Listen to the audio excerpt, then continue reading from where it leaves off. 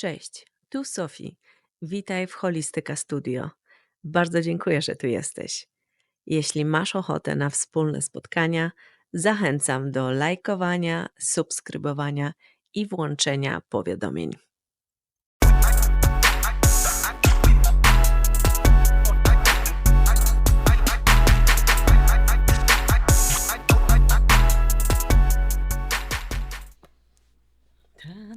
Ja nie wierzę, kuźwa, że ja tu siedzę, wiesz? Ale to trzeba Bo to jest wychodzić? takie super wychodzenie ze strefy komfortu. Dokładnie. Jak ty mi, Sofika, o tym powiedziałaś, to ja tak. Przecież to się nie wydarzy w życiu. Ja tam A ja po myślałam, że prostu ty będziesz paraliż- pierwsza, Gdzie, cię wyrwie. kurde? Ja to mówię ci, jak gdyby dla mnie to było takie po co, na co, dlaczego, jak ja się tam, kurde, Dobra, to już usłyszę, zaraz zobaczę. to nie? dobre też wprowadzenie. Dobra. Dobra, no. Witam kochani w Holistyka Studio, tutaj Sofii w 7 odcinku, a dzisiaj jest specjalna gościni, bardzo bliska mojemu sercu, Sylwia. Brawo! Sylwia jest po prostu moją codzienną bohaterką w życiu. Jest przykładną dla mnie matką, żoną, przyjaciółką. Już mam róż na twarzy, dalekie od prawdy. I Sylwia, tak, znamy się 4 lata i myślałam, że Sylwia, bo jest bardzo przebojową kobietą, będzie pierwsza tutaj moją gościnią zaproszoną, bo myślałam, że tak się wyrwie, że tak powiem, do odpowiedzi, będzie taka chętna, a tu się okazało, że było to taką trochę wyjście z twojej strefy komfortu. Tak? Wiesz co, to prawda, bo ja ogólnie, mimo tego, że bardzo lubię kontakt z ludźmi, żyję tą energią ludzi i obcowaniem z nimi, to nagle jednak wolę być chyba w backstage'u niż w tym front stage'u i być tą front woman gdzieś z przodu, ale to dzięki tobie tu jestem. I żeśmy przed chwilą rozmawiały, że w ogóle... nie wierzę, że tu siedzę i że nagrywamy ten podcast, bo jak mi o tym powiedziałaś tygodnie temu, no to było w ogóle, nie ma szans, o czym my będziemy rozmawiać.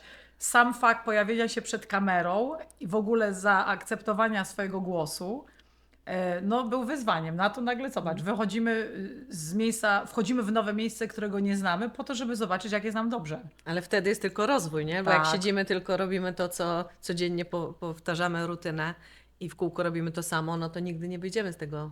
Ktoś kiedyś Młynka. powiedział, wiesz, to jest takie fajne zdanie, że wszystko, czego pragniesz, jest po drugiej stronie granicy strachu. I to jest po prostu dla mnie, często sobie to przypominam, jak się czegoś boję albo coś nowego jest, tak jak teraz, no i nagle, no strach ma wielkie oczy, nic mi się nie dzieje. Powiedziałaś, Mamy- bój się i rób, nie? Tak. To bój się i rób też jest. To też to znasz. No tak, tak. No. Pięknie. Tak, to może zacznijmy, wiesz co, później opowiemy, jak się znamy, ale teraz, co jest twoim teraz, nie wiem, nie konikiem, twoją pasją Nową ostatnio, przygodą. nową przygodą, którą jest po prostu, ty żyjesz tym. O morsowaniu, wiesz, bo zaczęliśmy wspólne morsowania z dziewczynami tak 2 lata temu, ale ty już poszłaś o krok dalej. No, 3 kroki co najmniej do przodu. Przygoda No. z morsowaniem, to sama wiesz, zaczęła się od kini. Tak, A tak naprawdę Kinia z Wajdą, tak. z naszymi koleżankami i jedna drugą wprowadzała, za rączkę delikatnie zachęcała i nagle się okazało, że wiesz, że jesteśmy wszystkie w lodowatej wodzie, a ja byłam pierwsza, która mówiła, kurczę, ja się mogę założyć w ogóle, strój ubiorę jadąc tam, ale w życiu do tej zimnej wody po prostu nie wejdę. No i znowu wracając do strachu, pamiętam swoje pierwsze wejście do lodowatej wody, kiedy wszystkie, wiesz, dziewczyny jesteśmy razem, no i wchodzę i po prostu zaczynam płakać, będąc w wodzie i sobie obiecuję, że nigdy w życiu nie będę się bała. A to jest tylko zimna woda, przecież to nie są latające pociski, bomby, wojna nad głową, tylko niby tak prozaicznie prosta rzecz, woda. I ta woda jest dla mnie elementem, który pomaga mi bardzo balansować moje życie. Robię to codziennie rano. Dzisiaj w ogóle, słuchajcie, przed tym podcastem specjalnie sobie wyliczyłam, bo zaczęłam, taki sobie zrobiłam sama swój challenge. Wyliczyłam sobie, który to jest dzisiaj dzień morsowania codziennie rano. No i dzisiaj, uwaga, jest 104 dzień. Nie! Ja Zaczęłam pierdzielę. 11 listopada, codziennie, po prostu między 6:30 i 7 rano. Moje dzieci się śmieją, znaczy już teraz w ogóle nawet nie reagują, ale jak zaczynałam, no to słuchajcie, widok mamy w czapce, w szlafroku z siekierą w ręce nie jest normalnym widokiem w wielu rodzinach, podejrzewam żadnej. A nagle moje dzieci w ogóle, wiesz, oni sobie robią kanapki, w ogóle jak gdyby udają, jak gdyby mama idzie z siekierą do Bali i po prostu Żeby rozbić tak. ten lód. A Tak? ten lód jest po prostu, dla tych, którzy nie wiedzą, to jest wielka beczka, która stoi na zewnątrz na tarasie. No i jak wiadomo, jest minus 20, minus ileś, to jest bardziej zamarznięte lub mniej, no i to trzeba po prostu rozłupać, żeby tam wejść, tą górną warstwę. Co mi to daje? Nie jest ważne, co robimy, ale dlaczego to robimy. To kluczowe słowo why mnie cały czas prowadzi. A mój mąż nawet się mówi tak, ja mówię, ty sobie wyobrażasz, jest dzisiaj 104 dzień, kurczę. A on mówi tak, ale w ogóle po co ty to robisz? Ja, wiesz co, kiedyś może byłoby tak, no jak, po co, bla, bla, bla. Ja mówię tak, wiesz co, tyle jest benefitów, nie chce mi się tłumaczyć. Ja w ogóle z uśmiechem na twarzy, jak gdyby dla siebie, bo ostatnio oglądałam bardzo ciekawy film o freediverce, która w ogóle robi freediving, ale w lodowatej wodzie. Nazywa się Kiki, nie pamiętam nazwiska. I słuchaj, nawet sama nie wiedziałam, że kiedy jesteś w lodowatej wodzie, to twój mózg nie wie, czy ty jesteś w lodowatej wodzie, czy panicznie się czegoś boisz, czy jesteś przerażona, bo uciekasz. Zachodzi taka sama reakcja chemiczna w mózgu, czyli podwyższa się puls, wydziela się adrenalina, rozszerzają się naczynia krwionośne i twój mózg zaczyna się przygotowywać do zmierzenia się ze strachem. I paradoksalnie, nie wiedząc, czy jesteś w wodzie, czy faktycznie spitalasz przed kimś, kto cię goni i uciekasz o życie, przygotowujesz swoją odporność na stres w życiu. Bo życie się cały czas zmienia. Cały czas są jedyna stała, to jest to, że jest zmiana jest gwarantowana, to jest jedyna stała w dzisiejszych czasach. I właśnie to wchodzenie do zimnej wody daje ci pewnego rodzaju odporność i taki dystans, do tego też umiejętność, że cokolwiek się wydarzy, to ty już wiesz, mózg nie panikuje, że poczekaj, poddychaj, zwolnij, zacznij tym przekierowywać. I dla mnie to było bardzo ważne, bo 100 myśli na minutę, wiadomo, dom, praca, dzieci, dużo obowiązków, a robiąc to rano, bardzo fajnie mi tak pomaga poukładać pewne myśli i przekierować tym porankiem. Dawniej było, wiesz, wstajemy szybko, w ogóle wstawanie o wiele później niż powinnam, a teraz nagle to wstawanie godzinę wcześniej i w tym jest ten plunge, pomaga mi przekierować cały dzień tak naprawdę. Czyli tak masz takie poranne rytuały, tak? Które pomagają ci. Tak. I co jeszcze robisz? A numer 1 to inspiracja od Kasi w ogóle naszej. 2 lata temu mi powiedziała, Sylwia, wiesz, bo ja dużo wcześniej wstaję, żeby tak się nastroić. Ja mówię, Kasia, to jest niemożliwe. Ja wstawać wcześniej nie. A nagle, kurczę, już robię to jakiś długi czas. No myślę, że z 1,5 roku na pewno tą rutynę wstawania. Wstaję tak za 15:06, oddycham, podziękuję za wiele rzeczy, bo dużo dobrego jest. Wchodzę do cold plunge, a poćwiczę, porozciągam się. Jak mi przeczytam coś fajnego, mamy takie małe kalendarze z takim przesłaniem na każdy dzień. No i później, wiesz, zaczynam działać w domu, wiesz, śniadanie, dzieciaki zawieźć do szkoły, to co robi po prostu tak wiele z nas. Czy są to mamy, czy ojcowie, nie ma znaczenia. A pamiętasz, jak się poznaliśmy 4 lata temu, to mówiłaś, że od niedawna pozwalasz sobie na pewne rzeczy w domu, które wcześniej były nie do pomyślenia, tak? Czyli dajesz sobie przestrzeń na przykład na medytację. Pamiętasz, kiedyś to jak robiłaś kartki w łazience, nie przeszkadzać, mama medytuje, kurczę, nie wchodzić. Session in progress. A teraz oni już nawet nie pytają, nie pukają, Tak. bo wiedzą, że mama ma czas. Czyli udało ci się wygospodarować, bo jesteś mamą 3 dzieci, żoną, full time pracujesz, więc naprawdę się trochę dzieje w twoim życiu. Nawet nie potrafię sobie wyobrazić, tak by the way. Ale potrafiłaś znaleźć czas na swój samorozwój, tak? Nie tylko duchowy, w ogóle swój rozwój, tak? I jakoś rodzina na tym nie ucierpiała. To jest ciekawe, że to poruszyłaś, bo tak naprawdę ja nie wiedziałam w ogóle, czego potrzebuję, żeby ten dom i ja byłam bardziej zbalansowana, ale śmierć moich rodziców, mama zmarła pierwsza, a tato rok później po niej, przewartościowała całkowicie moje życie. I tak naprawdę będąc w momencie, kiedy urodziłam dzieci, wydawało mi się, że wiesz, dzieci, rodzina, cały taki pęd obowiązków związanych z dbaniem o maluchy, nagle się okazało, że kompletnie nie wiedziałam nawet, wiesz, że ja jestem dalej dziewczyna z Czepaka, kurczę, chcę wyjeżdżać, chcę mieć czas dla siebie, jestem oprócz tego żoną, przyjaciółką, siostrą. I to sprawiło, że będąc tak przytłoczona no, tym takim pędem życia i codziennością, stwierdziłam, że wszystko niby gra, ale nie gra. Jesteśmy zdrowi, mamy fajne miejsce, gdzie mieszkamy, pracujemy, no wszystko się niby dobrze układa, ale coś tam nie grało. I zdecydowałam się po prostu pojechać z dziewczynami z Rajszaj na wyjazd. Nie pamiętam, chyba 2000 rok to był, 2020, do Kalifornii, do Mount I pamiętam, mój mąż nawet pyta, mówi, ty wiesz w ogóle, gdzie ty lecisz? Ja mówię, nie wiem, coś na S. A on mówi, na S, kuźwa, to co to jest? San Francisco, San Diego, gdzie ty w ogóle? Ja mówię tak, nie wiem, ale on mówi, a ty znasz te dziewczyny, z którymi lecisz? Ja mówię, nie znam ani jednej, ale już depozyt zapłaciłam. Słuchajcie, to naprawdę to brzmi tak surrealnie, ale od tego zaczęła się cała przygoda. Ja po prostu wróciłam kompletnie otwarta na to, że życie może być tak super, tak fajne, że jest tak w nim wiele, żeby obracać tą kartę, która nie była dobra, nawiązując do śmierci rodziców, w to, że a może pewne rzeczy, nie może, a wręcz na pewno się wydarzają po to, żeby kiedy wiesz, zamkną drzwi, otworzą okno, no i poznajemy się tak naprawdę. I wtedy dopiero zaczęła się taki wgląd we mnie.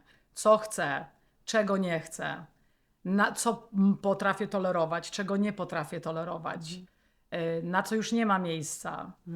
No i to się zaczęło wtedy samo jakoś tak jedno za drugim ciągnąć. I już wiesz, od kartki na drzwiach mama siedzi w łazience, błagam was nie wchodzić. No bo wiesz, przy trójce dzieci, mama to, mama tamto. Kto ma dzieci, to wie.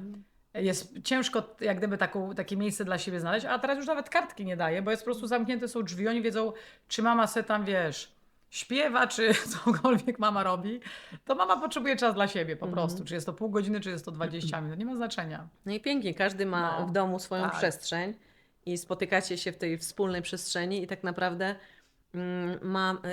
widząc Ciebie taką radosną, pełną energii, napełnioną, spełnioną, dajesz im taką większą, myślę, radość, bo myślę, że jak mama jest szczęśliwa, no to dom też jest szczęśliwy, nie?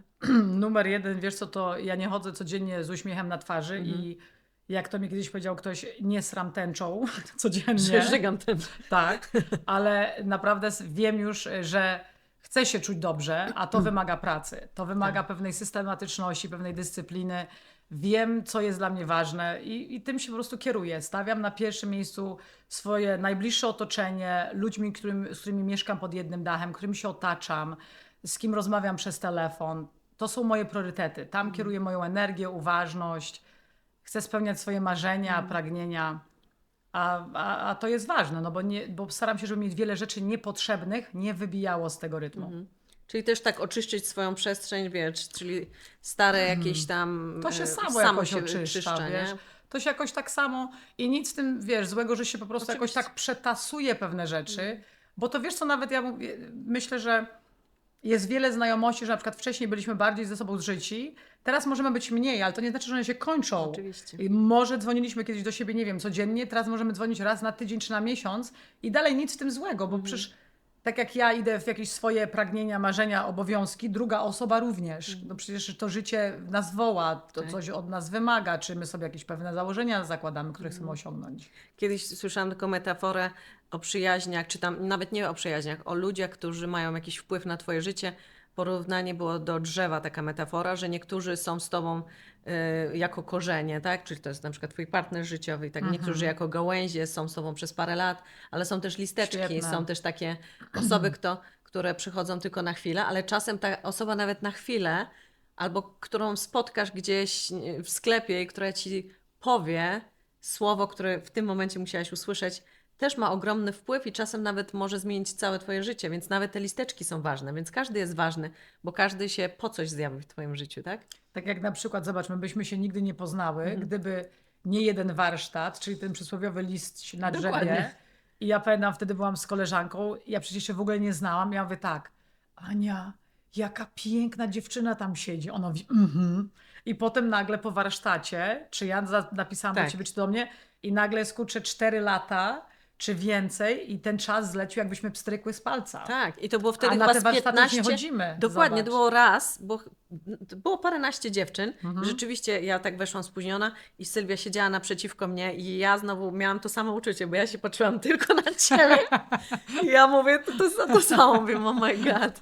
Jaki widzisz, mój tak, vibe, nie? no, I później no. rzeczywiście kliknęło, zaczęliśmy gadać i no już tak Już wszystko samo poszło, samo prawda? poszło, nie? No. Czyli bo jesteś sumą niby 5, ktoś tam, jakiś psycholog określił, że jesteś sumą 5 osób, które cię otaczają.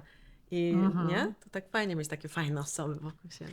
No wiesz, my mamy naprawdę wielkie szczęście, O. że jako kobiety szczególnie mamy tak różne, to nasze plemię całe jest tak zróżnicowane, a każda od drugiej się coś podpatrzy, uczy, zainspiruje czymś. Ja pamiętam, że jak poznałam ciebie, na przykład ty mi dałaś tak dużo odwagi, otwartości, nawet na sam fakt bawienia się modą, strojem, odwagi zobaczyć siebie w zupełnie innej odsłonie. Do takiego stopnia, że na przykład był jakiś event i dzięki twojej inspiracji ja na przykład na ten event idę w turbanie. Ja nie założyłabym kiedyś turbanu, a to nie jest nic takiego wielkiego, ale sam fakt zobaczenia siebie, znalezienia pewnego rodzaju odwagi takiej why not? Dlaczego nie mam się przebrać, poczuć inaczej, poczuć... Zobaczyć, jak ja się w tym po prostu czuję, nie? A to jest takie fajne, bo dużo ludzi nawet czasem nie zdaje sobie sprawy, jak ubiór podkręca w ogóle twój dzień czasem, wiesz, bo jeżeli robisz sobie, tak jak ty mówisz, się przebierzesz się za kogoś, albo zrobisz się bardziej sexy, czy zmienia się w ogóle W zależności jak się, od sytuacji, jakim nastroju nie? jesteś, Dokładnie. prawda? I właśnie bawić się tą modą, No. nie? Tak fajnie. Ekstra. Ja też skończyłam właśnie kiedyś za czasów studiów. Jestem charakteryzatorką filmowo-teatralną i stylistką. Słuchajcie, I ja przerwę, Sofii, uwielbiam. ty masz tyle talentów, od gotowania, po stylizację, pod wszystkie projekty, pod make-up. Ty jesteś po prostu kobieta orkiestra. Twoje talenty się na pewno nie kończą. Ty inspirujesz tak dużo ludzi, wszystkim. Naprawdę, Sofii. To jest, Dziękuję. to jest cudowne mieć takich ludzi jak ty dookoła Dziękuję. siebie. I takich jak ty. I wróćmy jeszcze do tej przyjaźni. Co myślisz właśnie, że w dzisiejszych czasach, czy ja tak odczuwam, że posiadanie takiego plemienia kobiecego to jest taki luksus w dzisiejszych czasach, nie? To jest luksus. Tylko widzisz, żeby na przykład do tego dojść, to trzeba tego zapragnąć. Dokładnie. Ja pamiętam, jak wracałam te 4 czy 5 już lat temu z tego wyjazdu z Rise Shine w Kalifornii. Ja sobie takie wysłałam pragnienie, że chciałabym mieć taką grupę kobiet, przy której czuję się zrozumiana, te kobiety są lojalne i po prostu możemy się razem śmiać, czuć się dobrze, autentycznie ze sobą. I to było normalnie puszczone w eter, no i wróciło w postaci, kurde, tego, co mamy teraz. Mamy po prostu grupę takich kobiet, że Tak. każda jest tak inna, ale zobacz, jesteśmy lojalne, jesteśmy szczere, nie jesteśmy zawsze wszędzie razem, bo wiesz, życie woła każdą w jakąś inną stronę, ale łączymy się w Te takich- parę razy w roku mamy takie Tak, już swoje tak jest, tradycje. tak. Jak na przykład się spotkaliśmy u ciebie przy świętach. Aha, na Friendsgiving. Na Friendsgiving. Potem byliśmy na no to już ci powiem, że trochę się uzbierało takich ciekawych tych Christmas jest party. Christmas party mamy razem. Mamy Purple Plunge teraz w marcu, idziemy morsować. Tak, bo teraz to jest takie morsowanie charytatywne, gdzie się zbierają, to nie tylko my, tylko Tak. paręset osób. My mamy taką swoją grupę, Kinia jest naszym dyrektorem naczelnym i idziemy, a pamiętasz, rok temu było tak, że nas musieli wyciągnąć z tej wody, bo każdy miał jakiś przydział tam 3 minuty, a my 8 minut, a to kurczę, co to dla nas, nie? Bo my morsujemy Tak. w Lake Michigan, gdzie to jest jak morze Tak. i tam jest naprawdę zimno, okej? A tu jest jakieś takie jeziorko, nie? I to tam z takie 1,5 metra To jest głębokości. Lake Zurich, tak? No tak, ale jest ciepłe, bo to jest takie malutkie Tak. jezioreczko, więc to dla nas to jest taki, wiesz, trochę pikuś, nie? Ale Ale jest bardzo, słuchajcie, jeżeli Pięknie. ktokolwiek by chciał, ma na przykład bliskich lub samą tą osobę doświadczyła choroba nowotworowa, to miasto Lake Zurich organizuje tak zwany Purple Plunge. to jest 1 marca i każdy datek z tego jest przeznaczany albo na osoby, które już zmarły i pomoc ich rodzinom, albo które się obecnie leczą. I to jest bodajże $30 wpisowego. Przychodzimy, robimy swoją robotę Ale w super postaci zabawa. wejścia. Nie, jest super zabawa. Jest tyle set ludzi, którzy przychodzą, rodziny z dziećmi, drużyny futbolowe, mama, ojciec z pieskami, zwierzątkami. No po prostu każdy do tej wody wchodzi, a jest szczytny cel zbierania pieniędzy dla ludzi, którzy tego po prostu potrzebują. No. Pięknie. W ogóle te nasze wchodzenia, bo my morsujemy co sobotę. Oczywiście Staramy się, Staramy tak, się właśnie, bo chciałam to to dodać, to nie jest to. Chociaż w zeszłym roku to było, W zeszłym roku było bardziej bardzo systematyczne. systematyczne. Tak. O wschodzie słońca, kochani, No. o wschodzie słońca co sobotę. Sobie wyobrażacie, że czasem to jest 5:30, czasem to jest 6, 7, zależy, bo to jest mniej więcej od listopada do kwietnia. Jakoś tak, nie? I wiesz, rzeczywiście oddychamy, trzymamy się za ręce, bo w grupie, bo ja ci powiem, że sama bym chyba nie weszła, bo ty jesteś... Wiesz co, weszłabyś w momencie, kiedy byś wyłączyła ten taki mind chatter, to takie gadanie w głowie, a nie wejdziesz, a zimno, a sama.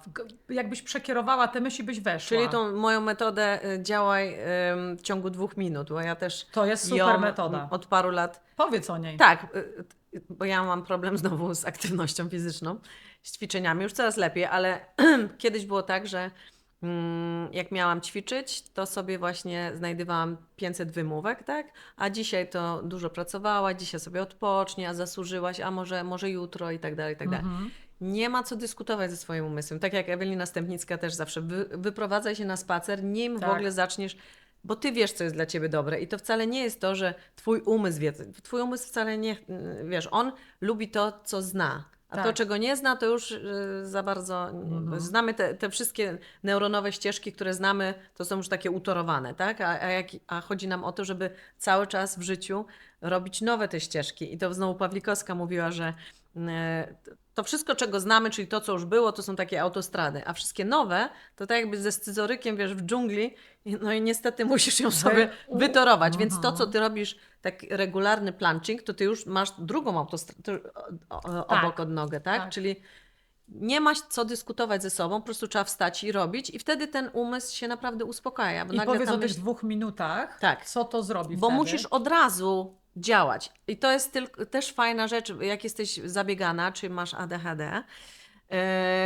I często jest tak, że zapominamy, bo mamy 1000 rzeczy naprawdę na godzinę i jak coś, co ci ma zająć 2 minuty, to robisz to now. Robisz to teraz, tak? Bo później wiadomo, że albo czegoś nie zrobisz, albo musisz zapisać w telefonie, co ci zabierze 2 minuty.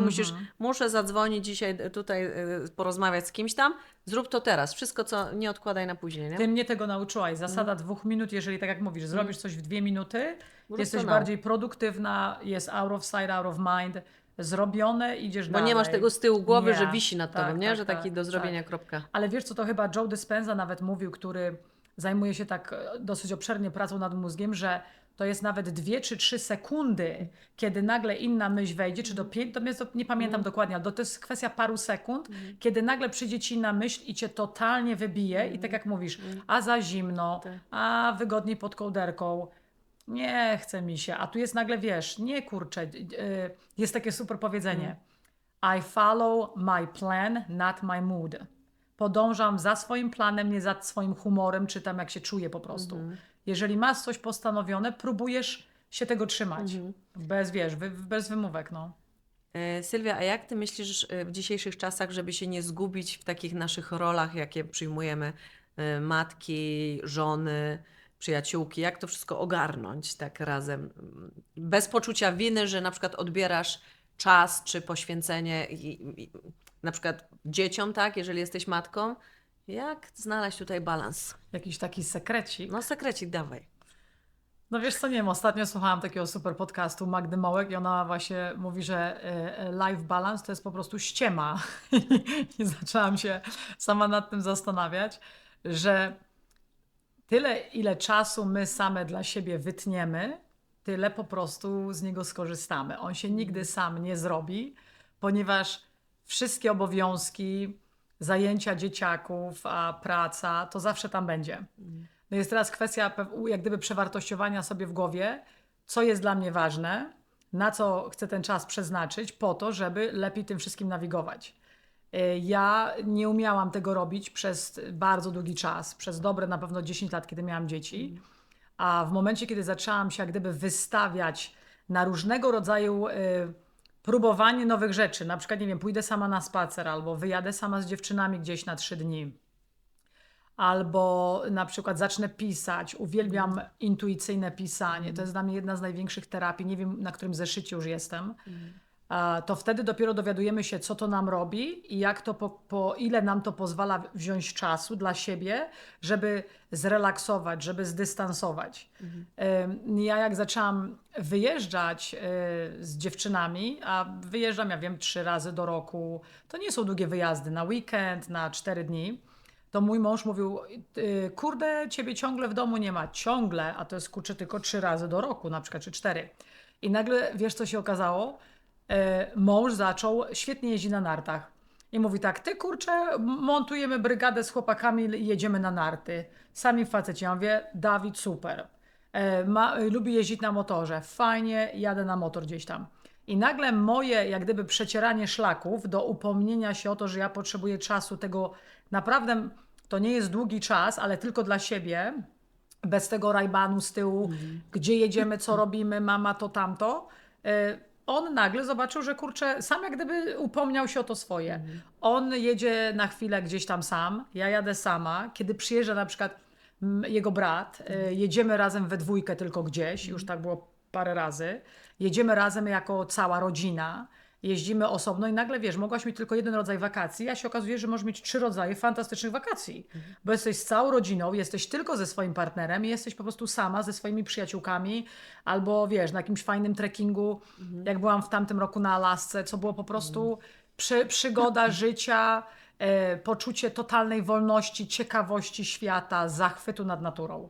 Czego na przykład z rodziną mając, ja mówię o moich dzieciach, które mają 10, 12, 14 lat, nie mogę zrobić, bo po prostu nie pójdą na hike na 10 mil, kiedy nagle może niedźwiedź z krzaku wyskoczyć i trzeba się 3 razy przebrać, bo zaczynamy od 75 stopni, a na samej górze jest śnieg i jest zimno.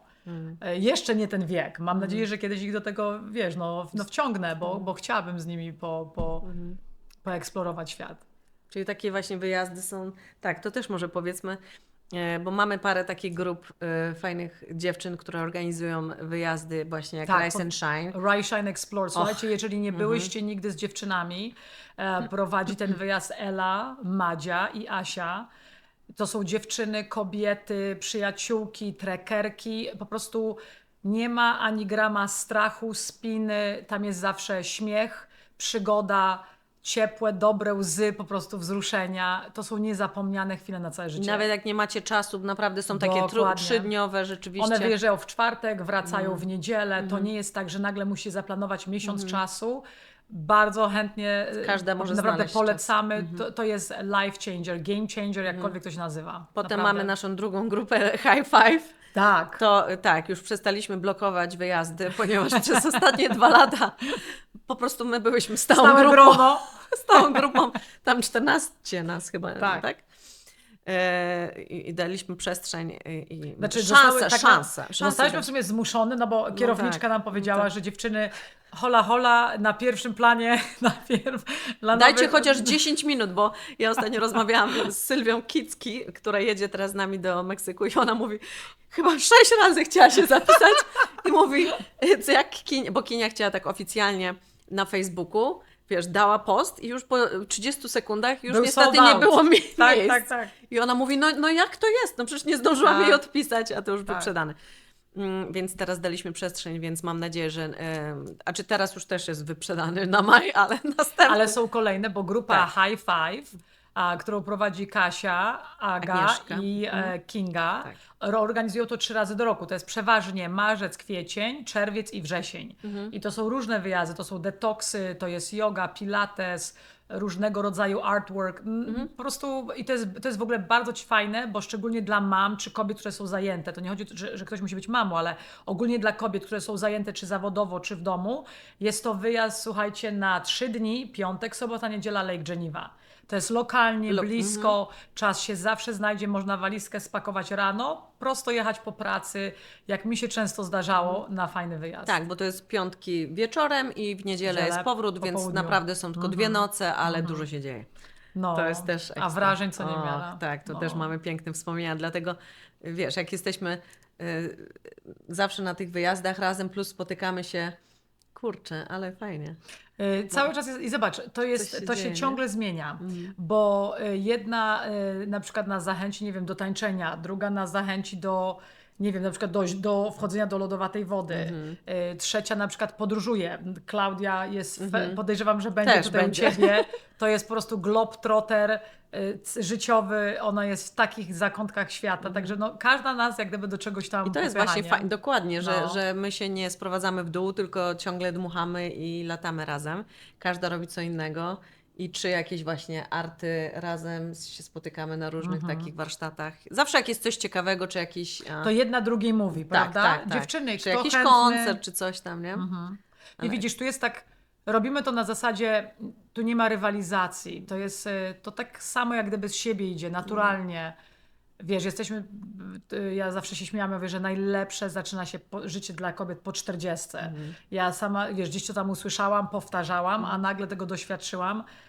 Jako kobiety stajemy się bardziej świadome, wiemy co chcemy. Chcemy być ciekawe świata, nowych rzeczy, spróbować czegoś, co po prostu, nie wiem, przez to, że byłyśmy wcześniej w innej pracy, czy były dzieci małe, nie miałyśmy możliwości, okazji, a nagle się otwiera, kurczę, kupę możliwości, czego z tego nie skorzystać. A jak masz takie koło siebie dziewczyny, które mówią, ty kurczę, jedziemy tu, robimy to nagle jest takim, no na tacy masz przyniesione, czego nie skorzystać, prawda? Jeżeli jest to coś, co chciałabyś zobaczyć. Tak, bo to też nie jest zawsze, na przykład mówimy, o jakiś koncert jest fajny i to, że wszystkie nagle na hura. Nie, dokładnie. Okej, 3 z Co tobą komu? pójdą tu, parę tam. No. Ale też właśnie fajnie poruszyłaś temat. Tak, po 40 ja myślę też jest bardzo ważne, jak nauczyłyśmy się stawiać granice swoje, wiesz? Ojejku, kocham ten temat. jest chyba Uwielbiam. mega. Nie wiedziałam przez dobre 40 lat, co to są granice, jak jest to ważne, Jak często jak są to- przekraczane, nie? jak powinno to być taką niezbędną, codzienną częścią naszego życia. Nie wiedziałam, gdzie są moje granice, a nie wiedziałam, ile kosztuje mnie energii, jeżeli te granice są po prostu niewyznaczane przeze mnie, bo wtedy ktoś mi je wyznacza, a ja się potrzebuję dostosować. Jestem już bardziej asertywna w wyznaczaniu granic w pracy. Idzie mi to dobrze. Dalej pracuję nad granicami w domu, w związku, ale to też nie jest na zasadzie, wiesz, za wszelką cenę i krzykiem. To jest na zasadzie, na przykład, mówi mi mój syn, mama, jak wrócisz zaraz z pracy, jedziemy, coś tam załatwiamy. I kiedyś byłoby, wiesz, super, jak tylko wejdę, nawet oddechu nie wezmę, od razu, kurde, lecimy jak po prostu przestrzeń. A teraz jest tak, Kiki, poczekaj, wrócę do domu, zobaczę jak się będę czuła, jak będzie mama na sile, to pojedziemy, załatwimy. I często jest tak, że nie załatwimy tego, bo na przykład coś innego wyjdzie, bo nie mam czasu, bo nie mam siły, bo jestem zmęczona, bo potrzebuję coś innego ogarnąć. I dzieciaki się już, wiesz co, nauczyły, że jak już powiem nie, to jest okej. Jak zmienię zdanie, to też jest okej. A jak im powiem, wiecie co, I'll think about it. Zastanowię się, zobaczymy, to też jest okej. A dawniej było, wiesz, czaskanie drzwiami, bo obiecałaś, bo No obiecałam, właśnie, nie wolno, bo kurczę. to jest gorsze właśnie, jak coś Oczywiście. zrobisz, jakąś obietnicę i nie dotrzymasz. Nie wiedziałam, że wiesz, jak zrobię tą właśnie. obietnicę, a potem się wycofam z tego, tracę jak gdyby ich zaufanie. Autorytet, tak, oczywiście, że tak. Albo kiedy wiesz, wieje, kurde, minus 20, a obiecałam i tak, jak to się mówi, ryję nosem po ziemi. Nie, bo kurczę obiecałam, no. Po co sobie to robić? No. Jak można to przekierować i powiedzieć, dobra, I świat się nie zawali, tak? Nie. Dokładnie, no. To jest świat fajne. będzie lepszy. Bo ty nie będziesz, wiesz, ja nie jestem nakręcona, wkurzona, z wywalonym kortyzolem, tylko jestem jak gdyby... Sprawdzam, kiedy przychodzę do domu, mówię, wiecie co, nie dam rady dzisiaj, nie mam siły. I oni nawet mi piszą wiadomości takie w SMS-ie. Mama, jak nie będziesz za bardzo zmęczona, czy my będziemy mogli zrobić to, tamto, albo będziemy coś piec. Ja mówię, I'll think about it. I wiesz, że to już... A to jest piękne. Że już innego rodzaju Inna i po dynamika, prostu no. jest, wiesz, forma przedstawienia tego SMS-a, nie? Ale to kiedyś też, to znowu u Kasi, jak byliśmy jak tu przyjechała 2 lata temu, to też mówiła, że jeżeli nie wiesz, gdzie jest jeżeli nie wiem, gdzie jest twoje nie, to nie wiem, gdzie jest twoje, nie, jak to było? Nie wiem, jeśli nie wiem, gdzie jest twoje nie, to nie wiem, gdzie jest twoje tak, bo to się jedno z drugim wiąże. Jakoś łączy. Tak, pamiętasz? Renia u ciebie powiedziała też, No. że jeżeli jestem najbardziej na tak dla wszystkich dookoła, to tak naprawdę jestem na nie dla siebie, bo najpierw muszę być na tak ze sobą, a potem dopiero mogę zobaczyć, Tak. na ile tego dalej tak będę z drugą osobą. Ale to też musisz tak, właśnie taki journaling czy pisanie pamiętników ci pomaga, bo często piszesz i ja sobie wracam też często i do tych całych myśli, gdzie możesz je tak powiedzmy uporządkować bo czasem to wypływa z ciebie tak intuicyjnie, a czasem rzeczywiście tak sobie mogę tak, wiesz co, patrząc na te myśli sprzed tygodnia czy miesiąca, masz takie wglądy, tak? O kurde, i tak nagle to widzisz, tak? Czyli jakby te myśli swoje masz zapisane na kartce i wtedy zapomniałam właśnie, miałam taką fajną myśl, wiesz? To ja dokończę, mimo że nie wiem, co miałaś na Dobrze, myśli. no. Ale ja myślę, Ale że w ten wątek. Dobrze, ale dawaj, wątek dawaj. pisania intuicyjnego. No. To jest tak fenomenalna terapia, bo Ewa Wojdyło, taka pani psycholog, Kocham którą ją. absolutnie też uwielbiam, Sama. ostatnio tłumaczyła, co pisanie robi. I to nie mówimy o pisaniu epopei, w ogóle wielkiej cenzurze i przygotowania się do nie wiadomo jak elokwentnej nomenklatury, tylko mówimy o tym, że po prostu piszemy to, co siedzi gdzieś tam w środku, jedziemy, piszemy. I ona mówi, że jest to, ja nie wiem jaki jest procent tego, ale jest to taka terapia, że w momencie, kiedy komuś o czymś opowiadamy, co nam się przytrafiło, co przyjaciółka zrobiła, czy mąż, czy w pracy się stało, my jeszcze bardziej opowiadając o tym, jak gdyby wyżynamy w tych połączeniach nerwowych tą drogę tego bólu, tej frustracji, tej niemocy. W momencie, kiedy wypisujemy, autentycznie zachodzi pewnego rodzaju jakiś taki neurologiczny mechanizm, że wyrzucamy to z umysłu.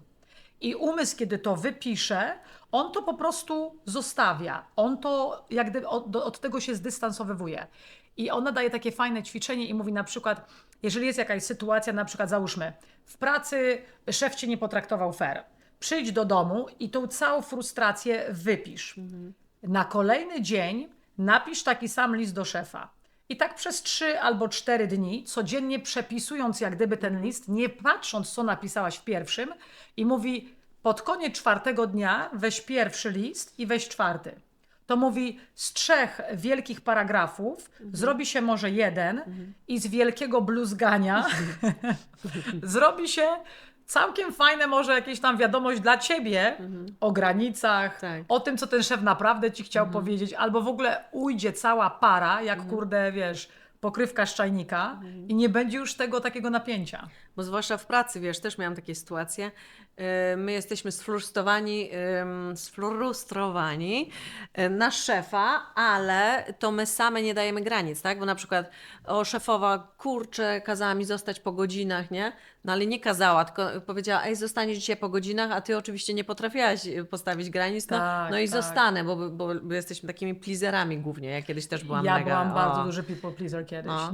Nawet wiesz, to nieświadomie. Naprawdę. I często jest tak, że boimy się, a co się stanie, jak powiesz, no przykro mi, mam już dzisiaj plany. No nic się nie stanie, szefowa powie, okej, pójdzie do Pójdzie kogoś do następnej innego. osoby.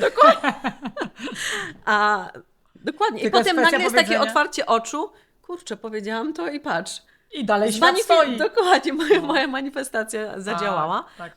I właśnie w takich małych kroczkach sobie pozwalać na taką... No bo to widzisz, to tak jak ktoś powiedział kiedyś, nie ktoś, tylko pani Najed, nie pamiętam jej imienia, ta, która przepłynęła Zatokę Meksykańską z Kuby na Florydę Tak, w wieku tak. chyba 60 paru lat. Tak. I ona właśnie powiedziała, że nie musisz być dobra, żeby zacząć, ale musisz zacząć, żeby być dobrym dobra. w czymś. I to jest ten pierwszy mały krok, cokolwiek to jest. A potem bądź po prostu ciekawa, gdzie cię to zaprowadzi, w czymkolwiek. W nowej pasji, w związku, w podejściu do dzieci. Kurczę, to jest fenomenalne. Życie jest taką przygodą, że nigdy nie wiemy, co dla nas czeka do momentu, kiedy się nie wystawimy na pewne... Ja nie mówię, wiesz, dzisiaj pójdę, skoczę z klifu, zobaczę, czy się nie zabiję. Mówię o bardzo racjonalnych rzeczach, które wymagają pierwszego małego kroku, nie? Ale my często sobie mówimy, tak, że jesteśmy jesteśmy tego świadomi, że ta przygoda taka w rozwoju duchowym, ale też takim osobistym, że to jest dopiero początek tak naprawdę. Jak Tak. zaczęłyśmy go to powiedzmy parę lat temu i często nie mamy taką radość i opowiadamy sobie, że co będzie jutro, co Bo będzie to się za nigdy tydzień. nie kończy. Dokładnie. No. I zachęcamy do takiego właśnie eksplorowania, przeżywania życia z taką, wiesz, dziecięcą ciekawością, takiego wow, co będzie, albo właśnie wyjście z takiej strefy komfortu swojej i rzeczywiście, fajnie, zrobię ten wywiad, tak? Może co z tego wyjdzie? Powiem Taka, ci, to jest tak, taka dla ciekawość, mnie to jest super nie? doświadczenie, I naprawdę. każda takiej właśnie, na przykład wczoraj mieliśmy takie seks party mieliśmy wczoraj. Było nas 18 dziewczyn. 18 dziewczyn. Bardzo Nie fajnie. było operatora, Nie było operatora. ale była jedna animatorka. Taka bardzo cudowna. Ja myślę, że ją zaproszę. To będzie się działo. Ale możemy też zareklamować. Tak, Jest to Maggie's Tak. Pure Romance. Także tam podejrzewam... Działo się, kochani, naprawdę, ale tu Maggie, ja myślę, że zaproszę, bo to Tak, nie to da będzie się twoja opisać. gościna na to pewno nie. kiedyś. I dziewczyny, tak, i zaczęliśmy rozmawiać też tam właśnie o morsowaniu, bo teraz to morsowanie w zimie jest naszym takim głównym tematem. I też takie dziewczyny były spoza naszego kręgu i tak i rzeczywiście jedna była taka lękliwa, ja tego nigdy nie zrobię, a druga już taką, może bym spróbowała, jak to jest, niby się... Czyli przełamujmy te nasze takie lęki, na przykład, no bo co się stanie, okej, nie masz takiej ciekawości, ja miałam Dokładnie. mega ciekawość, mówię, kurde, zimno, ale ja chcę zobaczyć, doświadczyć na sobie to uczucie. I właśnie ja tego to jest teraz pcha mnie do przodu, doświadczanie takich, na przykład nie lubię czegoś, spróbuję, jak ten durian kupiłam sobie, rozumiesz, jak smakuje. Jak on śmierdzi, ten owoc? Śmierdzi, tak? ale w smaku jest taki, wiesz, doświadczaj różnych fajnych rzeczy. To jest, kurczę, zajebiste. Wiesz, takie doświadczenie. Chodzi głównie o to, żeby żyć na swoich warunkach. To Żeby też. nie żyć, bo nie wiem, bo ktoś ci mówi, że tak wypada, bo tak należy, bo tak powinnaś. Żeby kwestionować, czy to jest twoje, czy ty to czujesz, dlaczego ty to robisz. To jest to zawsze why za tym wszystkim, co robisz. To zawsze chodzi o tą jakość. Ja nie byłam nigdy po prostu świadoma wielu rzeczy, które się w moim życiu wydarzały. Do momentu, jak powiedziałam, zmarła dwójka moich, mama była moją największą przyjaciółką i kiedy zmarła w 2017 roku, świat się absolutnie, grunt spod nóg został zerwany w jedną sekundę, jak nie wiem, ogląda się filmiki na YouTubie, że wiesz, piesek zedrze obrus wigilijny i nagle wszystko leci i trzaska. To tak dokładnie się wydarzyło. I nagle to wydarzenie, które było takie traumatyczne, okazało się, nie żebym prosiła o takie wydarzenie, żeby być tu, gdzie jestem, ale skoro się wydarzyło, to się obróciło nagle w najlepszą kartę do przewartościowania całego życia. Naprawdę. Każdy dzień jest tak ważny. Każda przygoda może się okazać nie tylko przygodą, ale twoim stylem życia. Każda osoba, którą spotykasz, może się okazać, wiesz, kopem do działania, albo przestrogą, albo nie wiem, dać ci odwagę do zrobienia czegoś tam. Bo wiesz, nie wiedziałam, że jest to bardzo duża odpowiedzialność będąc mamą, bo te moje dzieci, które są w naszym domu z moim mężem, one te rzeczy podglądają, widzą, one są w tej energii. I na przykład jak kiedyś oni by się pewnych rzeczy na przykład dziwili, czego mama robi, że sobie śpiewa mantrę, albo sobie tam pisze, albo wiadomo, jak już mówiłam, siekierą chodzi po domu, bo idzie do cold plunge na zewnątrz. Te dzieci, dla nich to się staje normalnością, bo oni na przykład widzą, że to jest część mojej rutyny. Jak na przykład oni mają swoją rutynę i ja im nie przeszkadzam w tej rutynie, szanuję ten ich czas, tak samo nagle wyrabia to w nich poczucie takie, że okej, to jest dla mnie ważne, ale dla mamy jest coś innego ważne. Czyli jesteśmy razem, ale jednak osobno, szanując siebie, swoje granice, czując jak gdyby co jest moje, co jest ich.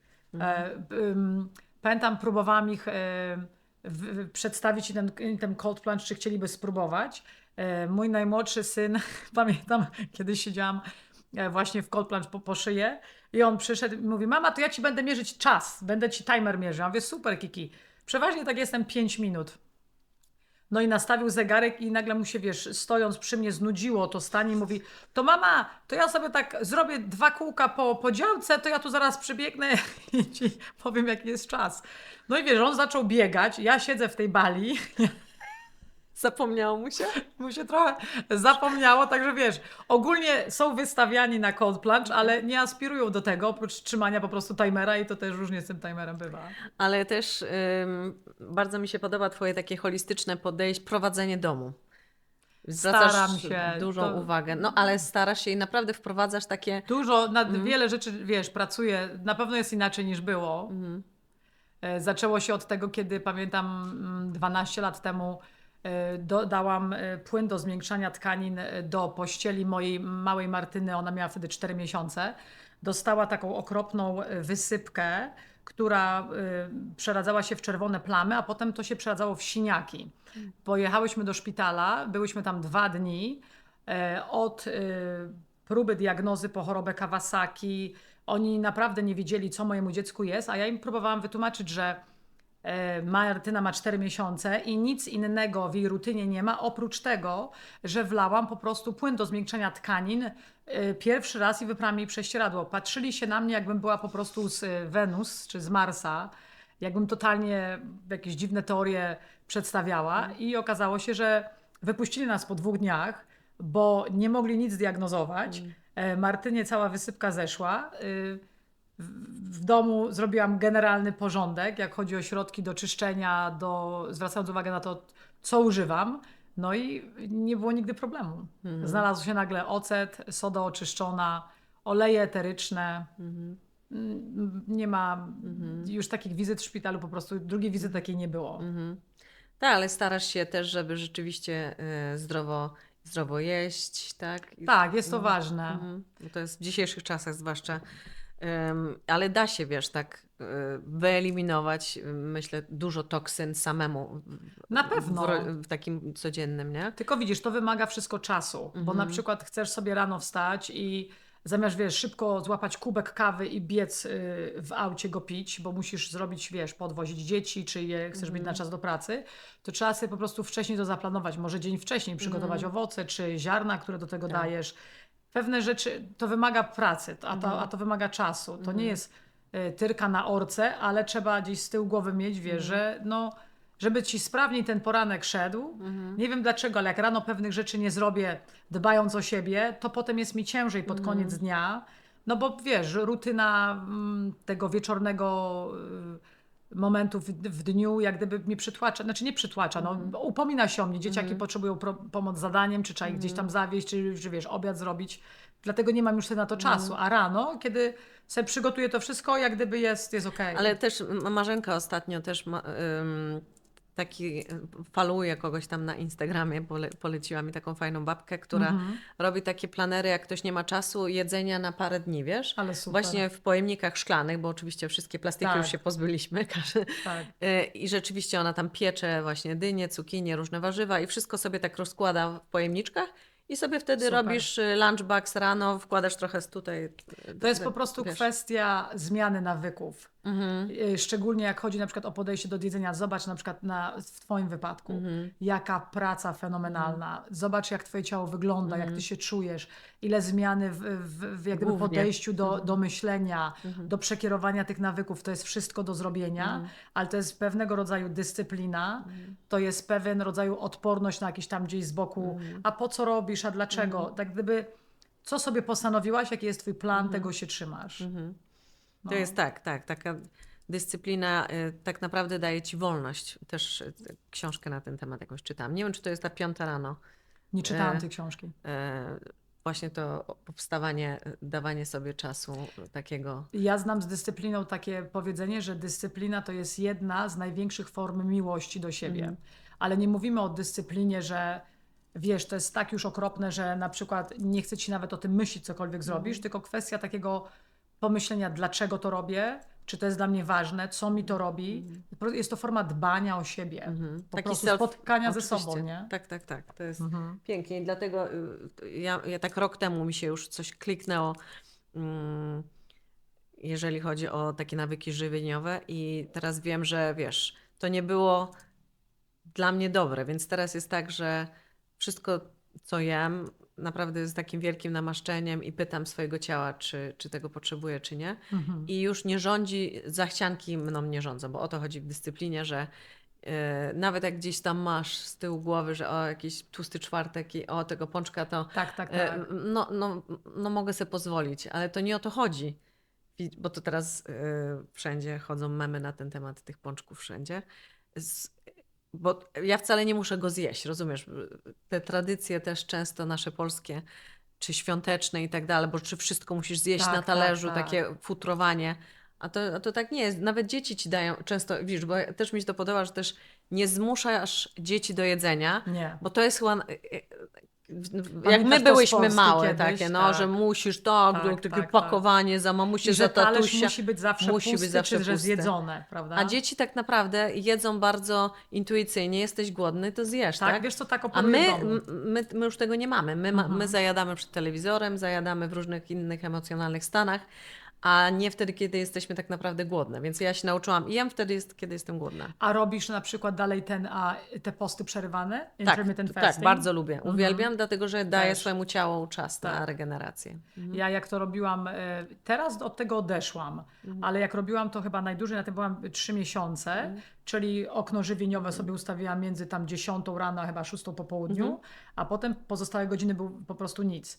I powiem Ci, tak fajnie się wyregulowała waga ciała i potem nawet kierujesz, wiesz, tymi swoimi zachciankami. Nie, bo jemy wtedy, kiedy mamy Dokładnie. jeść, a potem nie dojadamy i jak mamy coś zjeść, to patrzymy, czy jest to wartościowe, a nie wrzucamy. Wiesz, jak do Ale widzisz, śmietnika, robiłaś nie? 3 miesiące i rzeczywiście mówią, że nawyki się w tym czasie już potrafią zmienić. Tak. Niby pierwszy step jest 21, ale później 40 dni i tak dalej. Tak, bo to ileś tam jest. Neurolodzy by nam to wytłumaczyli. Nie wiem, czy Powtórzeń musisz zrobić. chyba 40, tam między załóżmy 35 a 45 dni, Tak. żeby wyrobić nowy nawyk. Dokładnie. Bo wtedy twój mózg Czyli wie, że... wykarczować tą nową Tak, ścieżkę, tak, nie? tak, to co mówiłaś. Dlatego właśnie teraz z Renatką robię ten program Widziałam. 8-tygodniowy, 2-miesięczny, bo chcemy pozmieniać nawyki nie tylko żywieniowe, ale takiego bardziej stylu też życia, wiesz? Super. Więc ja myślę, że to jest program zresztą, który był już w mojej głowie od jakiegoś czasu i wiem, że to będzie mega super sukces, więc zapraszamy, jeżeli ktoś się jeszcze nie zapisał, 14 marca zaczynamy. Link będzie pod odcinkiem.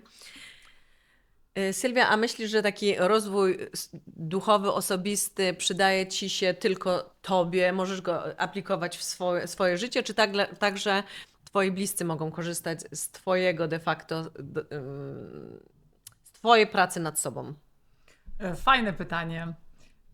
Jako mama jest dla mnie ważne, żeby pomagać, nawet nie pomagać, dać moim dzieciom szansę wyrażać ich emocje.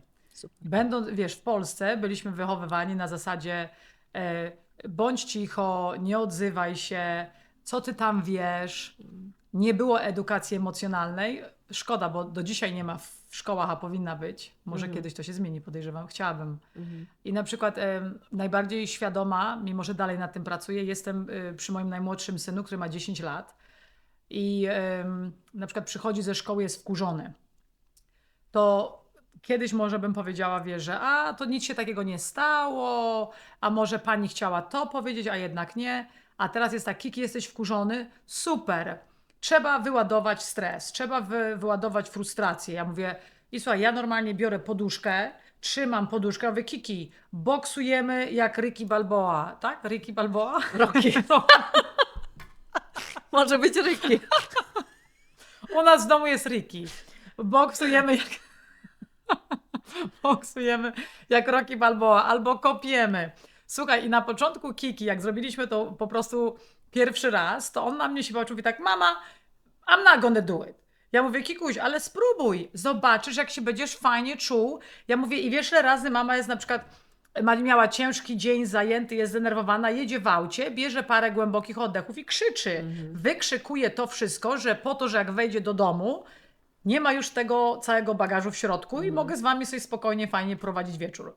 No i wiesz, on tak na początku na mnie spojrzał, z takim, wiesz, po co na co, i potem nagle, wiesz, zaczął kopać, krzyczeć, boksować i od tej pory, jak przychodzi, na przykład jest wkurzony, ja mówię, co, brać poduszkę? On mówi, nie, to już wolę pójść na śniegu na bosaka pobiegać, No, bo też super. biega na bosaka, na przykład po śniegu. Pięknie. Pozwalam im wyrażać emocje, szczególnie też z moją 14-latką, która jest w okresie dojrzewania a jako mama nikt mi nie powiedział, jak się do tego przygotować, że to wszystko się będzie zmieniać, że są cały czas różne fazy jej rozwoju i od 11 do 19 roku życia jej tak zwany płat czołowy jest kompletnie zablokowany i jak na przykład rodzice nieraz mówią do dzieci: ile razy ci mówiłam, dlaczego ciągle zostawiasz te ubrania na ziemi, czego nie gasisz światła w łazience, to nigdy do nich nie dotrze, bo mózg, ta część mózgu jest zablokowana między mniej więcej 11 a 19 rokiem życia, ponieważ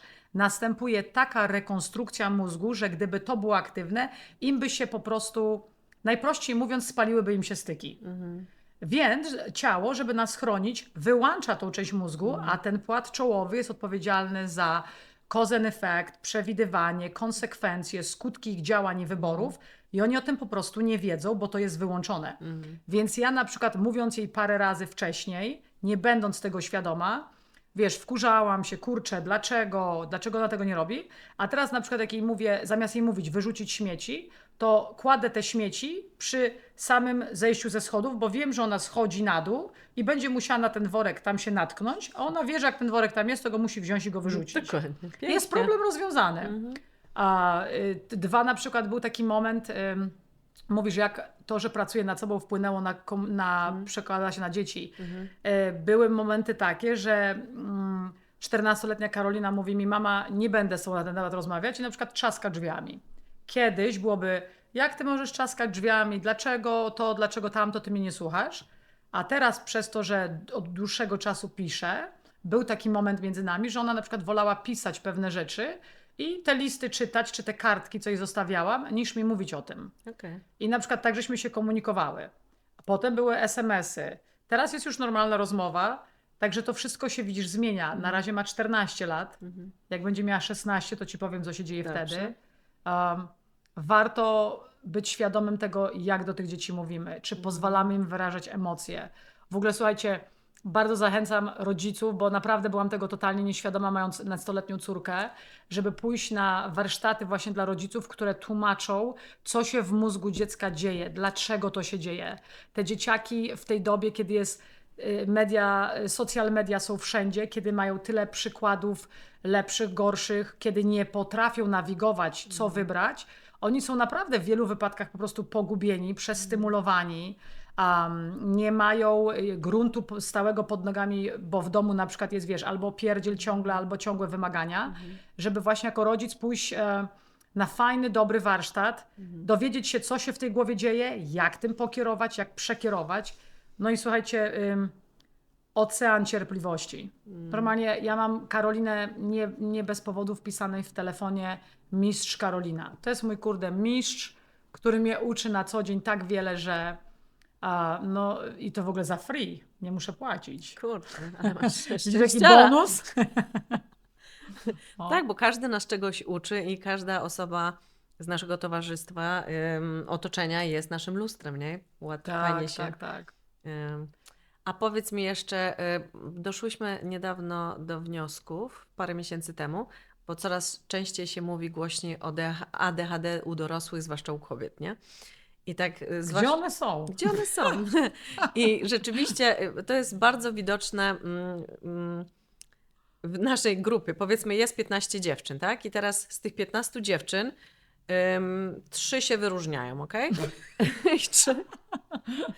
Czyli Co bardziej nadpobudliwe. No tak jakby, nie? No i rzeczywiście dużo na ten temat czytałyśmy, no i wyszło nam z tych naszych kalkulacji, że to jesteś ty, Klaudia i ja, tak? Big surprise. I ciekawe, jak myślisz?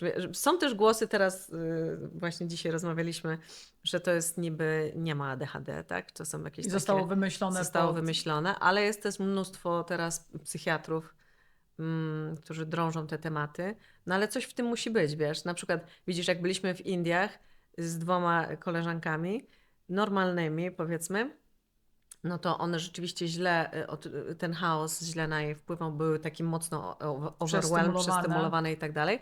A mi ten doktor z Ayurvedy od razu stwierdził, że a pani to ryba w wodzie. Pięknie się odnajduje w tym chaosie. I rzeczywiście ja nie miałam takiego, dobrze się tam czułam. I tak samo I tak samo my, rzeczywiście, Klaudynka nasza rzeczywiście też jest wszędzie. Ty też ja myślałam, że ja jestem spokojną, ale się okazało, że też mam taki feedback od co niektórych, że rzeczywiście też może mam to spektrum w jakimś tam stopniu. Ale myślę, że naszą supermocą to jest właśnie, że potrafiłyśmy, to nie jest żadna choroba ani defekt, tylko my potrafiłyśmy obrócić kartę w drugą stronę i wykorzystać te cechy, które to spektrum za sobą niesie. Radzimy sobie z tym, tak? W jakimś tam stopniu. Na pewno w moim wypadku wydawało się kiedyś, że multitasking to było moja po prostu jak gdyby supermoc. Nie zdawałam sobie sprawy, że przy takim spektrum to się okazuje bardzo spalające dla mnie.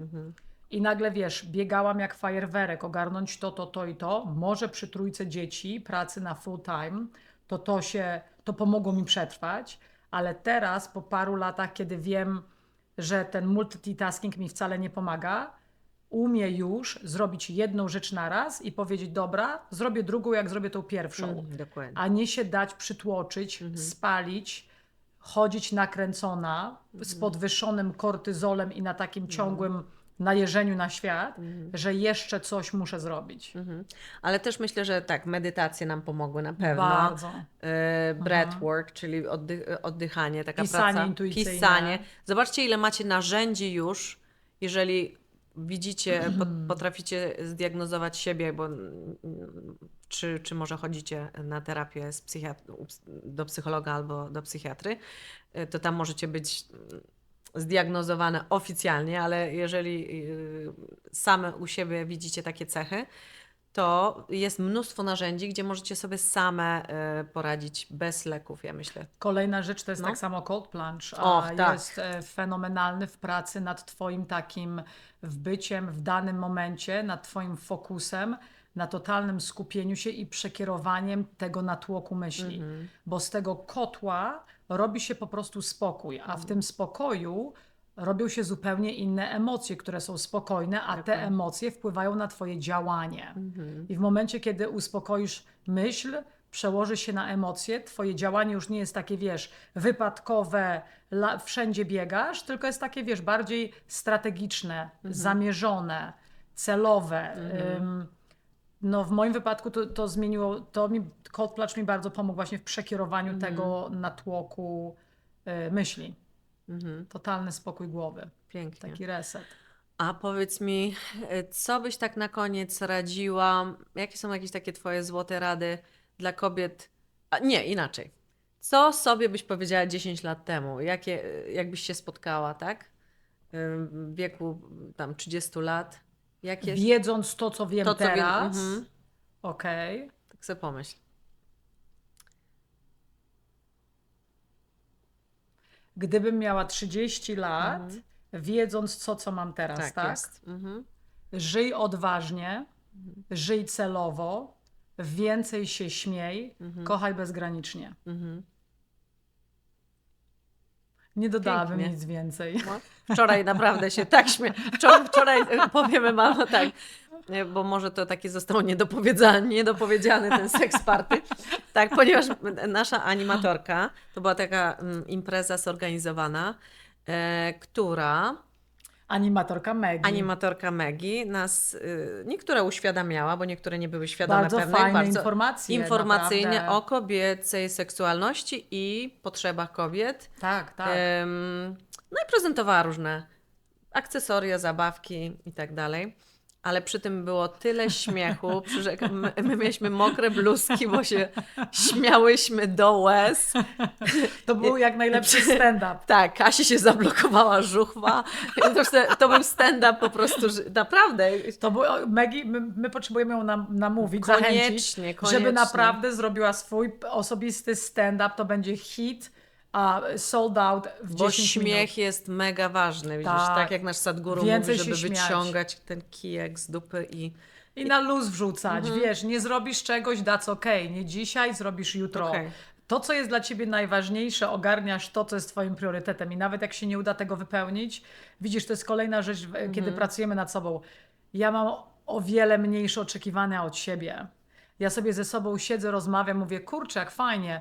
Wczoraj na przykład miałam, wiesz, bardzo napięty dzień i mój dzień był cały podpięty pod to, żeby punkt 4 być na koszu, na meczu koszykówki mojej Martyny, bo jestem jej wiernym kibicem. Ale to się wiązało z tym, że wiesz, stoję w korkach, zmieniam położenie między pacjentami, często to robię. Jest wiele czynników, które ode mnie nie zależą. Tak wszystko współpracowało, że ja weszłam na boisko 4:03. I dla mnie to był mega sukces. I ja normalnie siadłam na tej trybunie i ja mówię tak, udało się, jestem. To był dla mnie sukces dnia. Nie na zasadzie, wiesz, każdy ma swoje sukcesy. Każdy definiuje to dlatego widzisz, każda z tych kobiet, mam, sama powinna wiedzieć, co jest dla niej tym priorytetem i tylko to się staje I ważne nagradzać wtedy. siebie, wiesz, tak Oczywiście. siebie z taką miłością, mówić do Tak, siebie, tak jak tak. właśnie, tak. Pamiętasz tą metodę lustra? Tak. To były twoje warsztaty. Parę lat temu Sofii miała takie piękne warsztaty wtedy w lecie, kiedy trzymała lustro obtoczone pięknymi kwiatami, dużo kobiet z boku i każda z nas miała podejść do tego lustra i powiedzieć, przeczytać, nawet nie powiedzieć słowa, które żeśmy sobie napisały. Co byś chciała usłyszeć Słyszeć. w danej chwili, no? Co byś chciała usłyszeć do siebie, prawda? Żeby tak. to żeśmy miały napisać, a potem przeczytać na głos przed lustrem.